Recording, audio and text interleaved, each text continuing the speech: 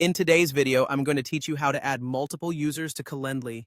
This is super useful if you're managing a team or collaborating with others and want to streamline bookings in an effective way.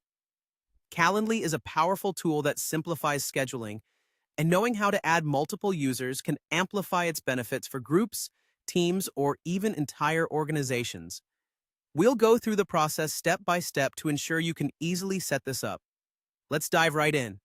The first thing you'll want to do is head over to your Calendly homepage. Once you're there, take a moment to familiarize yourself with your dashboard if you're not already acquainted.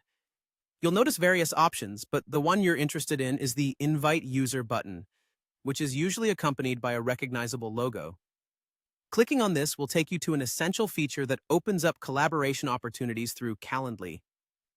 Now that you've clicked on the Invite User button, you'll be prompted to enter the email addresses of the users you wish to invite.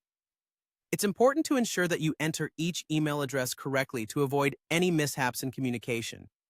If you have a list of emails, you might find it helpful to copy and paste them directly into the field to save time and also eliminate the chance of typing errors. This feature supports multiple entries, so feel free to enter several email addresses at once. After you've entered all the necessary email addresses, the next step is to send out the invites. Once you click to send these invites, each user will receive an email notification. This email will provide them with all the information they need to join your Calendly account. It's a good idea to let your team know to keep an eye out for the invitation email so they can join promptly. Sometimes these emails might find their way into the spam or promotions folders, so it's a good reminder to check there if the invite doesn't seem to appear in their primary email inbox. Once invited, users will be guided through setting up their own account or linking to your existing account, depending on your organizational needs.